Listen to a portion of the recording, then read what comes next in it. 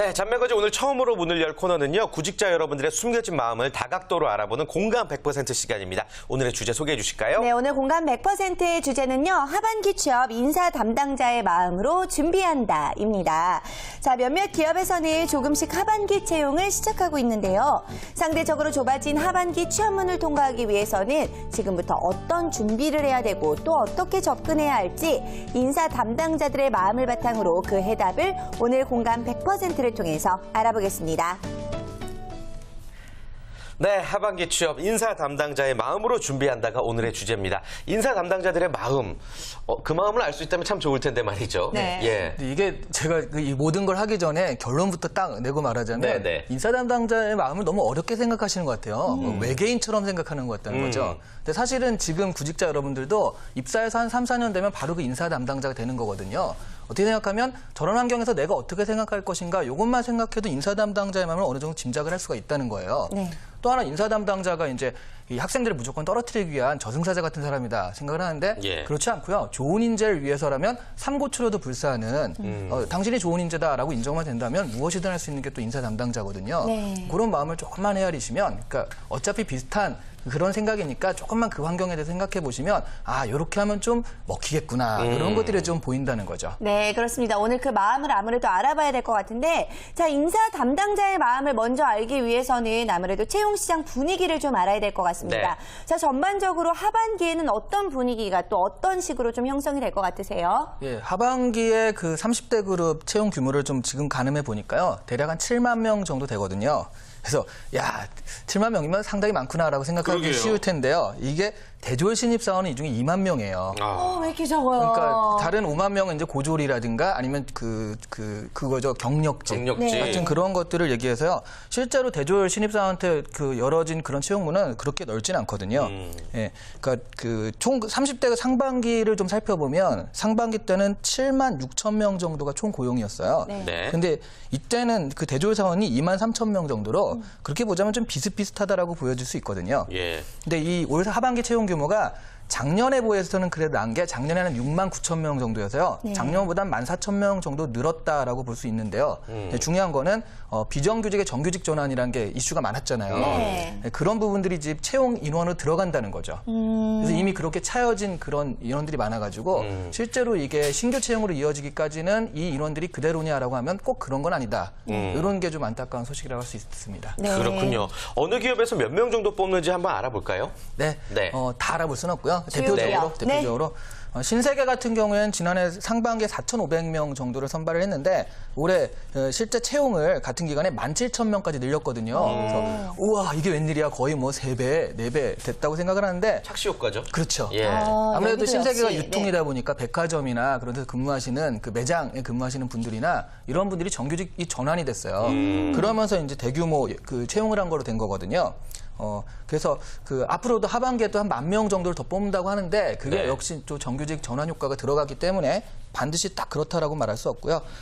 근데 대졸 채용 계획을 비교해 보면 그게 참 전반기는 80명, 하반기는 60명, 총 140명밖에 안 돼서 이게 좀 차이가 심하다라는 걸 알 수가 있었습니다. 네. 또 하나그룹 같은 경우도 예, 호텔이나 리조트 같은 게 있기 때문에 역시 정규직 전환 효과가 또 나타나거든요. 예. 하반기 채용 인원을 5,700명까지 늘렸는데 이게 대졸 채용자는 650명이에요. 그러다 보니까 지난해 665명과 큰 차이가 없어서 2,500명 정도에 늘어나는 효과가 다 고졸 신규 채용이라든가 아니면 비정규직, 정규직 전환 효과 이렇게 볼 수가 있다는 거죠. 네. 그래서 유통과 서비스를 가진 CJ 같은 경우도 좀 사정은 비슷해서요. 한 4,200명 정도를 채용할 계획이 있는데 그중에 대졸 채용은 1,000명 정도. 그러니까 3,200명 정도는 역시 고졸과 정규직 전환 효과다. 이렇게 볼 수 있다는 겁니다. 네, 그렇습니다. 기업 입장에서 볼 때는 분명히 채용의 문을 연 듯하게 보이지만 비정규직을 정규직으로 바꿔줬다거나 아니면 고졸 출신의 채용을 늘리는데 자, 뭔가 좀 다각도의 채용을 진행을 하는 것 같기는 하지만 또 어떻게 본다면 그렇지 않은 구직자들 입장에서는 이거 답답할 수 있는 특히 대졸 신입사원의 입장에서는 답답할 수 있는 문제들이 있거든요. 자, 그렇다면 여기 이제 대졸을 앞두고 있고 또 대졸을 한 이 두 분의 입장을 한번 들어보고 싶은데 하반기 취업 시장 나에겐 또 어떻게 작용을 할 것 같은지 한번 물어보겠습니다. 우선 하반기에는, 그러니까 저희가 계속 그 취업을 준비하면서 점점 좁아지고 있는 게 계속 느껴졌거든요. 아무리 생각해도 이번 하반기에도 좀 좁아지지 않을까 싶기도 하고, 또 고졸 채용 얘기를 하셨다시피 저희 그러니까 좋은 기업일수록 오히려 고졸을 더 많이 뽑는 경향이 좀 있어요. 그래서 그런 기업을 보면은 좀 안타까운 마음이 들죠. 네. 그래요. 강원 학생 경우는 어때요? 상반기 때와 하반기가 좀 많이 달라진 것 같아요? 저 같은 경우는 이제 취업 전선에 아직 본격적으로 이제 들어가지 않은 학생이지만, 네. 이제 경력개발센터 사이트를 보았을 때도 상당히 이제 취업이 많이 좁아진 거를 느낄 수 있었고, 인턴 채용 자체도 많이 줄어든 모습을 보면서 좀 많이 어려워지겠구나라고 생각하고 있습니다. 그렇군요. 예. 아무튼 많은 학생들이 하반기 취업 시장이 조금은 좁아지지 않았나 취업문이 이렇게 느끼고 있는 것 같습니다. 삼성 얘기를 한번 해볼까요? 취업 준비생이 입사하고 싶은 기업 1위잖아요. 뭐, 1위죠. 네, 부동의 1위인데 대졸 신입 채용 예정에는 변동이 없죠? 네, 변동이 네. 없습니다. 없습니다. 보통 한 1년에 10,000명에서 9,000명에서 10,000명 정도 뽑는데 상반기 4,500, 하반기 4,500 아니면 5,000 이런 식으로 뽑거든요. 올해 하반기도 대졸 4,500명이 예정돼 있어요. 근데 또 여기도 근데 고졸은 8,500명. 해가지고 고졸이 또 획기적으로 늘어나 있다 이런 걸 알 수 있습니다. 네. 그렇군요. 대기업도 이렇게 큰 변화가 없으면은 다른 기업들도 큰 변화가 없고 취업문이 넓어지진 않네요. 그렇죠. 예. 대기업 같은 경우에는 약간 사회적 책임이라든가 그런 것도 있기 때문에 경기가 어려워도 신규 채용 규모는 잘 줄이지 않는 편이거든요. 네네. 근데 여기가 그대로다라고 한다면 이제 다른 뭐 중소기업 입장에서는 그 경기가 그대로 반영될 수밖에 없잖아요. 좀 줄어들 수밖에 없는 데다가 이제 사실 이 고졸 취업이라도 늘으니까 다행이다라고 생각하시는 분들도 많잖아요. 네. 여기도 약간 함정이 있습니다, 사실은. 어떤 건가요? 예, 이게 그 남자 같은 경우에는 고졸로 취업을 하면 군대 문제가 생겨요. 그렇죠. 네, 그럼 사실은 그 군대를 갔다 온 기간까지 그거를 인정해줘서 그대로 하냐라고 한다면 그렇게 되어 있는 기업도 있고 안 되어 있는 기업도 있어요. 네. 그러니까 남자 같은 경우에는 어떻게 생각하면 2, 3년 인턴이나 마찬가지인 경우도 생긴다는 거죠. 고졸 취업이 되면. 네. 네, 그런 식으로 해서 좀 그 기업에서는 고졸을 취업했을 땐 그 인력을 운용하는데 좀 편리한 면이 생긴다는 거죠. 그러다 보니까 대졸 취업보다 좀 더 안정적이냐라고 한다면 그런 건 좀 떨어지는 편이다.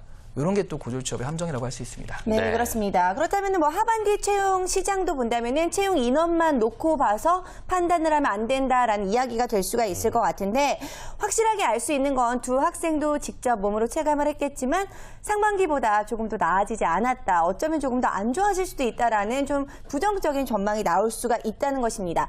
자, 그렇다면은 우리가 여기서 포기할 것이 아니라 어떻게 하면 이 하반기의 취업 시장을 좀 뚫고 그렇죠. 잘 해나갈 수 있을지 좀 방향을 좀 짚어봐야 네. 될 것 같은데 어떻게 극복하면 될까요? 네, 일단 모든 거는 처음에 정량적인 수치가 되느냐부터 이제 한번 점검을 해보는 게 시작이잖아요. 네. 그리고 요맘때쯤에 항상 발표되는 게 있습니다.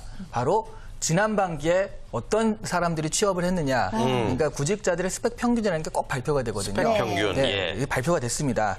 취업포털 사람인이 조사한 바에 따르면 기업 205개사를 대상으로 조사를 했거든요. 네. 신입사원 평균 스펙이 일단 토익 같은 경우에는 이게 사람들이 대기업이나 이런 건 한 800, 900은 돼야 된다 생각하는데 매년 사실은 700 몇 점이거든요. 올해도 730점 정도로 지난해 하반기보다 한 3점 정도 오른 점수가 발표가 됐어요. 평균인 거죠? 네, 예, 평균이. 예, 예. 근데 구간별로 보더라도 뭐 750에서 800점이 21.3%로 제일 많긴 하고요. 네. 700에서 750점이 16.5, 그다음에 600에서 650점 미만. 그러니까 굉장히 좀 낮은 숫자가 나왔는데 15% 정도 되고 800에서 850점 요 정도 사이가 한 15% 정도 순으로요.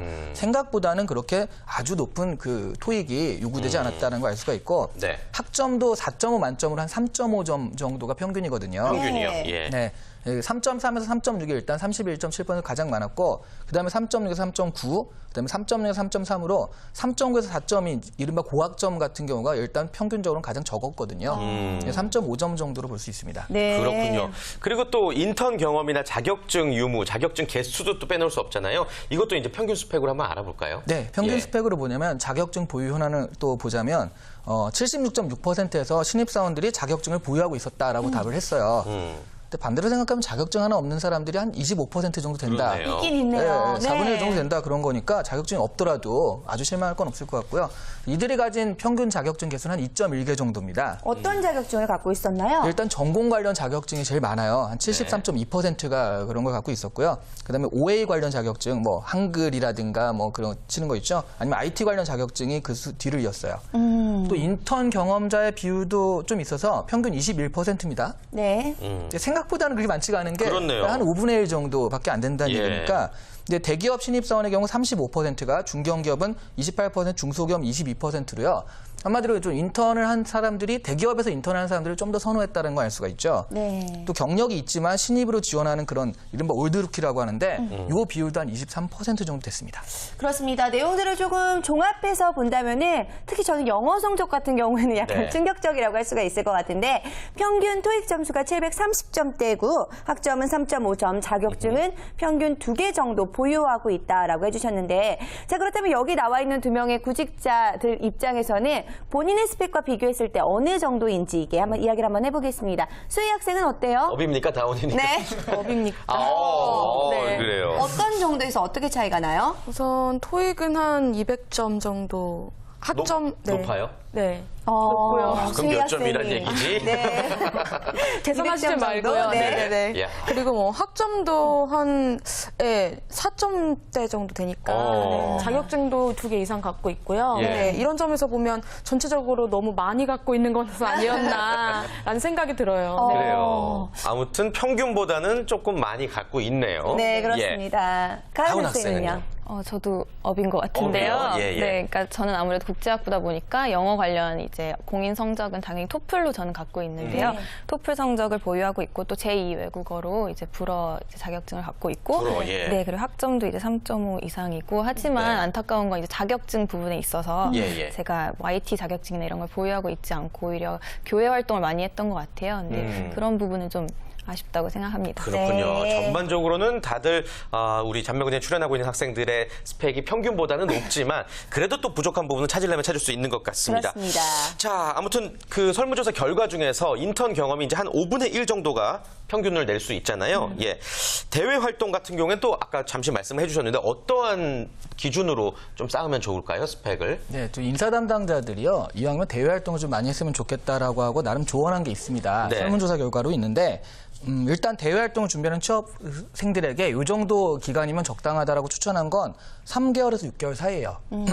한 30%가 이게 좀 가장 적당하다라고 답을 했습니다. 그리고 인사 담당자들이 어떤 스펙 같은 데서 이런 대외 활동 기간을 또 확인한다는 사람들이 한 70% 됐거든요. 네. 그러니까 뭐 2주 봉사활동 열심히 했어요. 하는데 2주 딱 그러면 잠깐 하고 온 거잖아요. 그렇죠. 스펙을 위해서 한 거죠. 네, 그거를 이제 몇 개월 꾸준히 했느냐, 이 꾸준 성실성이라는 면에서 좀 확인을 한다라는 걸 알 수가 있었고요. 그래서 대외 활동의 스펙을 쌓기 위해서라기보다는 그런 부분들 방금 얘기했듯이 어떤 성실성을 보여줄 수 있다라는 측면에서는요, 뭐 일주일에 한 번, 2주일에 한 번이라도 그게 2년, 3년 이렇게 쭉 꾸준히 하는 게 좋거든요. 네. 근데 지금 못했다라고 한다면 지금이라도 좀 많이 그런 기간을 좀 할애하는 게 좋겠다. 이런 것들이 좀 조언 사항으로 들어갔습니다. 네, 그렇군요. 자, 일단 인사 담당자는 대외 활동의 양보다는 확실하게 질을 좀 살펴보겠다는 건데, 자, 그렇다면 구직자들은 이런 인사 담당자들의 마음을 얼마나 잘 알고 있을까요? 네, 그 기업의 인사 담당자가 그 방학 동안 쌓아야 할 스펙 1위로 꼽은 게요, 직무 관련 인턴십이에요. 40%가 그리고 그다음에 공모전 참여나 대외 활동이 또 22.8%. 근데 어학 성적이 한 10% 정도 있었고요. 아르바이트, 여행 같은 거거든요. 그러니까 인사 담당자들은 뭐 그 스펙이나 어학 이런 것보다는 그래도 이런 다른 경험을 쌓는 게 좋겠다라고 답을 한 것인데요. 네. 근데 취업 준비생들은 반대로 생각을 하거든요. 우리 저번 시간에 또 그 설문조사 결과를 우리 본 바가 있는데, 네. 취업 준비생들이 여름방학 때 가장 하고 싶은 게 뭐냐라고 했을 때 자격증 취득입니다. 24.3%고 어학 관련 학습을 하겠다가 한 20%가 넘어요. 그러니까 여름방학에 스펙에 좀 집중을 하겠다는 건데 요거만 지금 50%가 넘거든요. 네. 네. 그래서 그 취업 준비생 중 인턴십에 참여하겠다는 얘기는 8.3%밖에 안 돼서 인턴십을 더 중요시하는 기업 인사 담당자들과 좀 차이가 났거든요. 네. 네, 그런 면에서는 지금 서로 좀 바라보는 게 다르지 않은가, 그러게요. 이렇게 볼 수가 있습니다. 네. 우리 학생들은 자격증이나 어학 관련 학습을 굉장히 중요하게 생각하지만 인사 담당자들은 그런 것들을 1위로 꼽지 않았단 말이에요. 네. 왜 차이가 나는 걸까요? 학생들의 입장에서는 어때요? 수희 학생은 왜 그렇다고 생각해요? 우선 학생들 입장에서는 계속 해오던 게 공부이다 보니까 막상 준비는 해야 되겠는데 자기가 뭘 해야 될지는 모르겠고 그러니까 우선 공부부터 손을 대는 것 같아요. 그래서 자격증이나 어학이나 자기가 할 수 있는 거 위주로 조금씩 해나간다고 하는데 그게 너무 과잉되다 보면 이제 여기에 몰두하게 되고 매몰되는 그런 현상이 벌어지는 것 같아요. 네. 아, 그렇군요. 가은 학생은 어떻게 생각해요? 아무래도 많은 기업들이나 기관들이 이제 해외와 뭐 교류 활동을 많이 하다 보니까 이제 이제 학생의 입장에서는 언어가 꼭 중요한 요소가 되지 않을까라고 생각을 해서 또 언어 관련 자격증도 많이 좀 준비를 하고 있는 것 같아요. 학생 네, 입장에서. 그렇습니다. 예. 아무래도 입장이 다를 수밖에 없는 부분들이 있을 것 같은데요. 자, 그렇다면 기업의 인사 담당자들의 입장으로 본다면은 자신만의 기준으로 이 구직자들을 탈락시키는 경우들도 있을 것 같은데요. 어떤가요? 네, 그러니까 이게 학생들과 인사 담당자의 눈을 맞춰야 되는 이유거든요. 네. 학생들은 어떤 면이 어떻게 평가받는지를 모르기 때문에 그러니까 눈에 딱 보이는 게 점수잖아요. 그 수치화된 거기 때문에 그래 점수라도 올려야겠다. 좀 불안하니까. 네. 근데 이 친구들이 다른 걸 하고 싶지 않아서가 아니라 뭘 해야 될지 모르겠다라는 게 가장 크거든요. 근데 생각해 보면 이런 거죠. 여기 뭐든지 뭐 점수도 높고 굉장히 잘하는 사람이 있는데 가령 이런 거죠. 그 선짤이나 아니면 소개팅을 나갔습니다. 네. 그런데 여기 다 좋아요. 괜찮고 생긴 것도 잘생기고 그리고 뭐 학교도 좋고 뭐 이런 다 좋아요. 괜찮은데 매력이 없어요. 재미도 없고 매력도 없어요. 완전 싫어요. 네. 절대 안 돼요. 굉장히 감정을 네. 이입하시는데요, 지금. 네, 근데 이 그런 분들이 있어요. 매력 네. 없는 분들. 이 친구는 네. 뭐가 이렇게 딱 충족시키지 않고 굉장히 뭐 잘생기거나 확 가는 것도 아닌데 굉장히 매력 있고 사람을 호감을 주는 그런 끌리는 게 있다라는 거죠. 그런 게 지금 이런 되게 비슷해요. 영어는 900점이고 학점은 4.0이고 이것만 보면 괜찮은데 막상 보면은 그다지 일을 잘하거나 머리를 잘 굴리거나 회사에서 잘할 것 같지가 않은 사람인 거죠. 또 어떤 사람들은 그런 건 낫지만 회사에서도 아유 선배님 하면서도 부침성도 좋고 일 같은 걸 시켜도 잘 알아서 문제 해결을 가지고 있고 이런 부분들이거든요. 그러니까 그런 것들을 바로 체험을 할 수 없으니까 인턴을 통해 가지고 내가 좀 보겠다라는 개념이 인턴을 가장 중요하게 생각하는 이유 중에 하나가 된 거고요. 네. 그런 것들을 자기소개서나 면접에서 체크해 보겠다라고 해가지고 지금처럼 자수나 면접이 중요해진 거거든요. 네, 사실 어떻게 생각해 보면은 이것도 사람이 뽑는 거기 때문에 사람 마음에 들 수 있는 그런 방법이나 노하우들을 좀 연구를 하는 것도 좀 좋은 방법이 될 수가 있을 것 같기도 하고요. 네. 자, 거기다가 또 아무래도 구직자들의 입장에서 뭔가 매력을 느낄 수 있는 그런 것들을 구직자들이 매력을 어필할 수 있는 부분들을 확실하게 보여줘야 될 것 같은데 또 다른 것들, 어떤 것들로 매력 어필을 하면 좋을까요? 네, 이거 사실 매력은 뭐 어떤 부분을 기술적으로 뭘 한다라고 할 수가 없는 부분이잖아요. 그래서 생각해 보면 좀 기본적인 것들을 일단 지키는 게 필요한데요. 이건 좀 재밌는 게 하나 있는데 모 취업 포털에서 조사한 바에 따르면 스펙 높은 지원자를 어떻게 생각하느냐라고 했더니요. 스펙이 너무 높을 경우엔 부담스러워서 떨어뜨린다 이렇게 답한 경우도 있어요. 근데 그건 왜 그런 거예요? 그러니까 한마디로요. 금방 나갈 것 같은 거죠. 이 이해가 스펙 되네요. 애가 네. 여기 있을 애가 아닌데 일단 취업이 안 되니까 잠깐 왔고 정이 안 가겠네요. 그렇죠. 예. 이거 봐도 뭐 그 전공이나 이런 게 전자 쪽에 애인데 이쪽 화학 쪽 와가지고 지원했단 말이에요. 근데 스펙도 굉장히 높고 그러면 아 나중에 전자 다시 상반기 취업을 하면 그때 가겠구나 이렇게 생각할 수도 있기 때문에 차라리 그렇게 좀 철새처럼 왔다 갔다 할 거 좀 떨어지더라도 우리 기업 자체에 관심 있는 사람 뽑겠다 이런 개념이 더 강한 거거든요. 네. 그래요. 알겠습니다. 네. 또 말씀. 또 말씀. 뭘 하려고 했는데 탁 잘린 것 같은데. 아니, 그런 건 아니고. 예. 면접 과정 같은 경우에서도 되게 이제 기본적으로 네. 그런 게 있거든요. 너무 그 지각을 안 하는 건 당연하고요. 요즘 같은 경우에는 좀 기본이 안 돼 있어서 중소기업 같은 데서 많이 일어나는데 그 얘기를 안 하고 불참을 한다든가 면접에서 합격을 했는데 이제 딱 그 안 나온다든가 예. 그런 경우가 있어요. 진짜 상상도 못할 일인데요. 그렇죠. 이게 네. 진짜. 근데 중소기업이 그러니까 자기도 잘 모르고 갔다가 예. 막상 가보니까 전반적으로 마음에 안 드는 거예요. 그러니까 일단 해놓고 딱 그러는 건데 이 친구가 대기업에 가면 모르겠지만 중소기업은 그 라인들이 다 비슷비슷하거든요. 그런 게 또 소문이 난다거나 그러면 나중에 이제 블랙리스트에 오를 수 있고 좋지 않기 때문에 이런 거 좀 상가하는 것이 좋지 않을까 싶습니다. 그렇습니다. 어떻게 본다면 확실하게 기본적인 부분인데 그런 것들을 놓치는 친구들이 참 많이 있어서 안타까운 마음이 들기도 하는데요. 자, 그렇다면 여기 있는 두 구직자의 경우에는 혹시 자신이 그런 실수를 했거나 아니면 주위에서 이렇게 뜨끔뜨끔할 수 있는 실수를 했던 경험들 알고 있는 거 있나요?